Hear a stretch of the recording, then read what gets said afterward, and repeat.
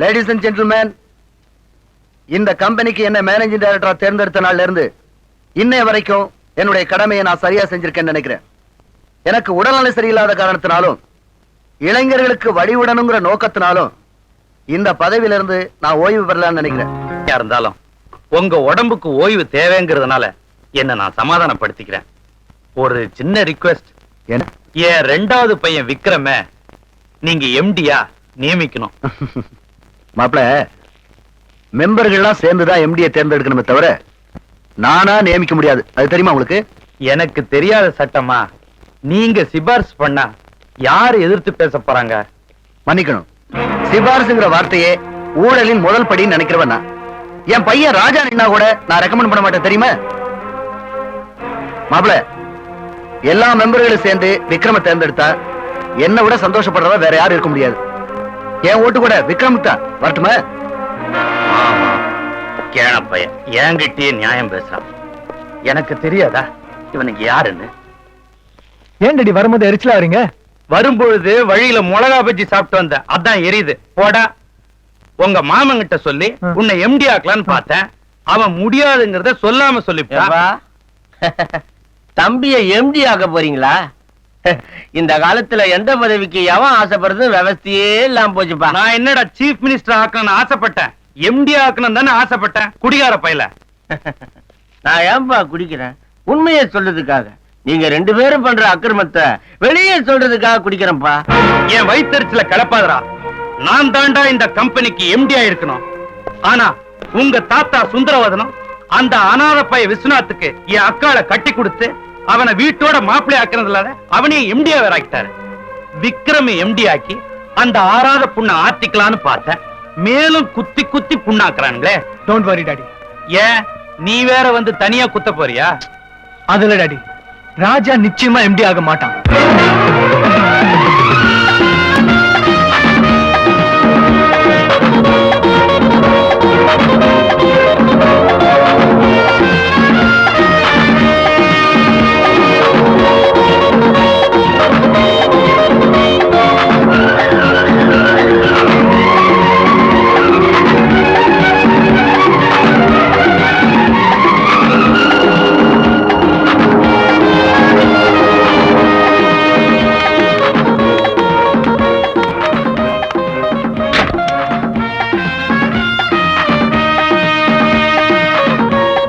Hello sir.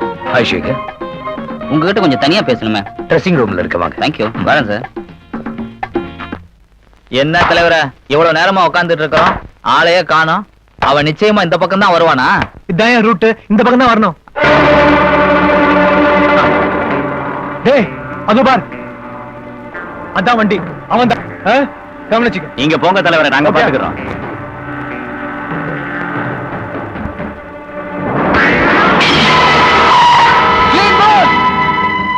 Hello, கொஞ்சம் பால் கொடுங்க. இனிமே கவனிச்சு விளையாடுப்பா. கவனிக்காம விளையாண்டா உன் பல்லு உடையும். மச்சி. பல்லு உடைய மாட்டா மச்சி. இருங்கப்பா, உடையதானு பாப்போம். அதையும் விட்டு பார்க்கலாம்டா.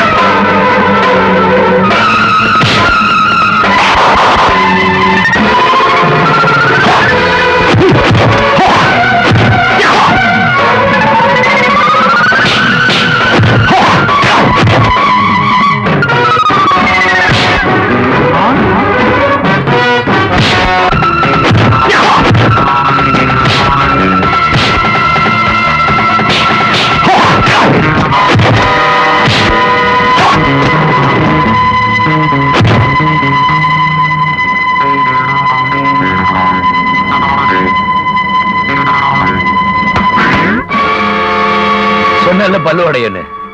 இனிமேலாவது பார்த்து விளையாடுங்க.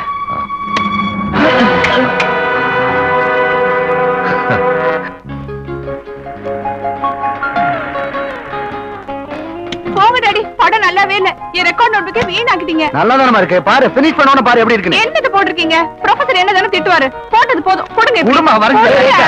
என்ன அப்பா கிட்ட தகராறு? பாருண்ணே, இவங்கள தவளை படம் போட சொன்னா முதல்ல படம் போட்டிருக்காங்க. சரி, நீ உள்ள போய் எனக்கு ஒரு ஃபர்ஸ்ட் கிளாஸ் காபி எடுத்துட்டு வா. அதுக்குள்ள பாரு. Go come on. தவளை அது பண்ணி வரைஞ்சிருக்கீங்க. ராஜா, உன் வயசா இருக்கும்போது நான் நிறைய படம் வரைஞ்சிருக்கேன். இடையில கொஞ்சம் டச் விட்டு போச்சுல்ல, அதான். ராஜா, என்னடா ஷர்ட் இவ்வளவு டேட்டியா இருக்குது, இதை போட்டு வெளில போயிட்டு வந்த? அது வேற ஒண்ணும் இல்ல டாடி. ஃப்ளைங் கிளப்ல இருந்து வரும்போது கார் ரிப்பேர். காருக்கு அடியில போயிட்டு வர வேண்டியதா இருந்துச்சு. அங்க இருந்து ஒரு போன் பண்ணி இருந்தா வேற வண்டி அனுப்பிச்சிருப்பல. தப்புதான். இதெல்லாம் இனிமே செய்யாத நீ. ஓகே, போடு, நல்லா போடு. ஹாய், ஃபேன்டாஸ்டிக்ண்ணே. நீங்களும் வரைஞ்சீங்களே. இந்த பாருமா, அவன் டிராயிங்ல டிப்ளமா வாங்கியிருக்கான். வேணா என் கூட பாக்ஸிங் வர சொல்லு. கோல்ட்மேன் கூட நான் ஃபைட் பண்றது இல்ல. பாம்பு பாம்பு பாம்பு. நான் ஷெட் வரைக்கும் போயிட்டு வந்துடுறேன்.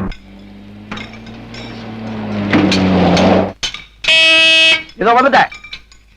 வணக்கம் பாஸ். ஐயோ அப்பா. ஏய் சந்திரன் எங்க? உங்க பென்ஸ் கார் எடுத்துக்கிட்டு தான் ரயிலுக்கு போயிருக்கார். சி, ட்ரெயிலுக்கு போயிருக்கார். சரி, அவன் வந்ததும் வண்டி எடுத்துக்கிட்டு வீட்டுக்கு வர சொல்லு. Thank you boss. ஐயோ அப்பா. ஏய் அப்பா, நல்ல கட்டைங்களா போகுதே.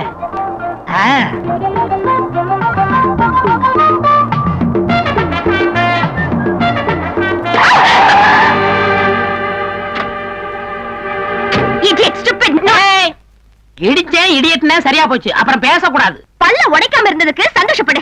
நிறுத்துமா. இப்ப என்ன உயிரா உரிச்சு நீ பாட்டுல பேசிட்டு போறிய? எனக்கும் பேச தெரியும். ஏதோ பொம்பளையாச்சுன்னு விட்டுட்டு போறேன். நீ யாருகிட்ட பேசிட்டு இருக்க தெரியுமா? Be careful.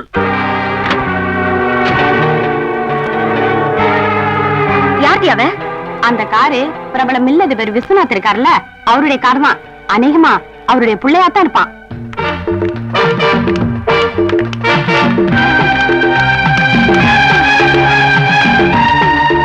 அவங்க என்ன கேட்டாலும் இமீடியட்டா அரேஞ்ச் பண்ணுங்க. ஓகே ஐயா, உங்களை பார்க்க 5-6 பொண்ணுங்க வந்திருக்கு. வர சொல்லு. வணக்கம் சார். வணக்கம்.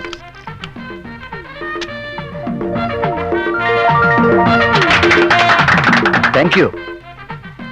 எதுக்காக எனக்கு மாலை போடுறீங்க? உங்க அருமை மகன் செஞ்ச நல்ல காரியத்துக்கு தான் உங்களை பாராட்ட வந்திருக்கோம்.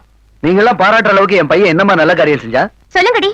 என்ன பார்த்து கண்ணடிச்சான், என்ன பார்த்து விசில் அடிச்சான், காரை கொண்டு வந்து பின்னாடி இடிக்கிறான். பொறுக்கி புள்ளையவா வளர்த்து வச்சிருக்கிற ஆட்கள். Stop it. என் மகனை பத்தி எனக்கு நல்லா தெரியும். நிச்சயமா நீங்க சொல்ற மாதிரி அவன் நடந்துக்க மாட்டான். முதல்ல எல்லாரும் வெளியில போங்க. சும்மா நிறுத்துங்க சார். உங்க புள்ளைக்கு நீங்களே சர்டிபிகேட் கொடுத்தா எப்படி? நாங்க எதுக்கு போய் சொல்லணும்? உடனே கூப்பிட்டு கண்டிச்சு வைங்க. இன்னொரு தடவை எங்க கிட்ட கலாட்டா பண்ணா நாங்க இங்க வர மாட்டோம். நேரா போலீஸ் ஸ்டேஷன் தான் போவோம். வாங்கடி. சரி வா.